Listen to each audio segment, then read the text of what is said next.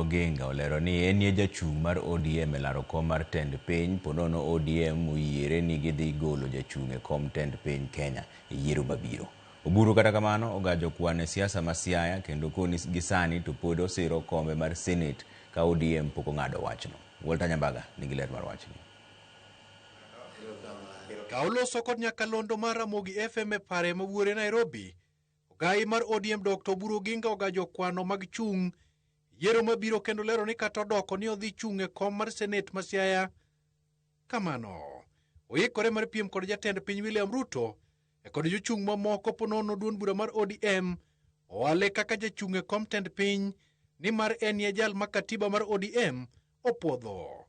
Oburu koni en kod thoche, teko, to kod mbi mar tayo piny Kenya. Kapok ODM ong'ado bura kata gidhi chungo presidential candidate kata ok gidhi chungo, to kanyalo chako wacho ne an adhi chung presidential candidate to party pok ong'ado, party pod yalo wachno.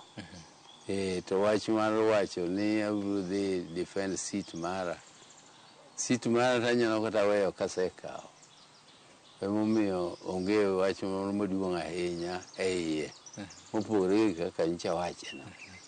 En ni ka ODM ok ochungo candidate mar presidential to adok defend seat mara. To ka wachungo presidential candidate to an ye presidential candidate. Buru koni ok onyal leda kod wach mar tutam kapok gibedo kod twak e winjruok kod duond bura mar UDA e kata bed ni twak makare ewi kaka idhi ndus lemo mag piny owacho okoni jok mawero tutam nigi ratiro mar timo mano.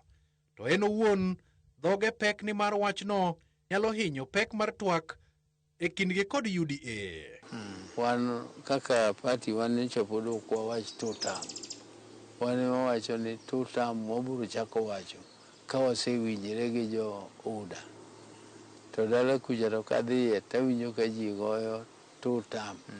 Tan pod tutam otama goyo nikech pok wawinjore gi jok ma wan go e broad based arrangement.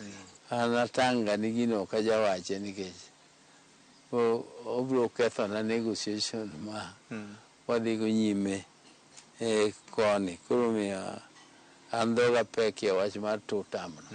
Jatend ODM no koni komiti madhi tayo twak e kind ODM kod UDA ok nyal ting'o jolony mane ODM otere sirikal ni mar ginyalo leng'ore nyakonchiel ne rais sama bura yoridore kimanyo lemo.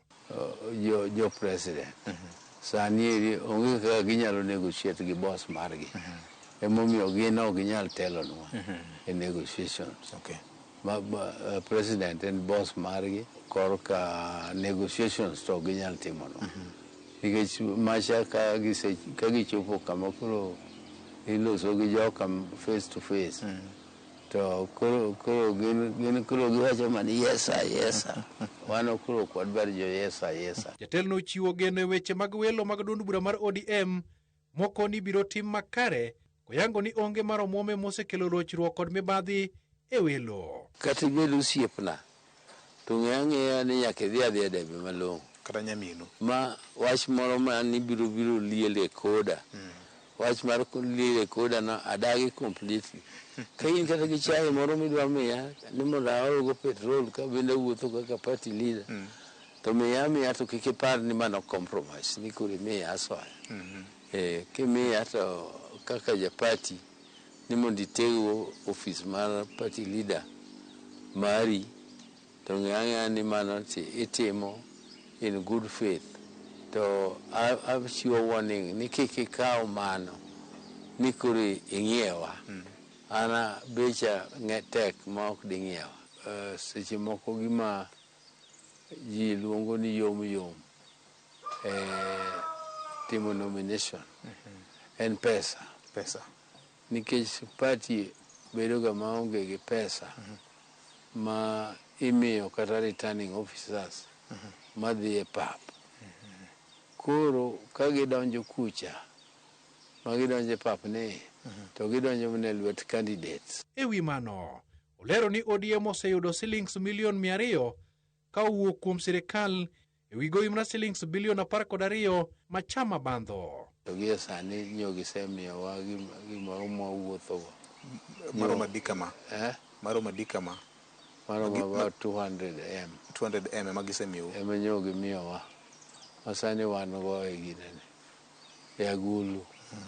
Mwatemo organize go activities mamawa. To mar koponi warruok nitiere kinde kod gavana ma Siaya James Orengo, Oburu koni Orengo en osiepne mangita gi del, kendo nitiere chenro mar kelogi kanyakla michano kod Bishop Okoth Mabondo. To Bishop Okoth benyicha temo ni mondo oluongwa mondo wabed piny mondo jolosi.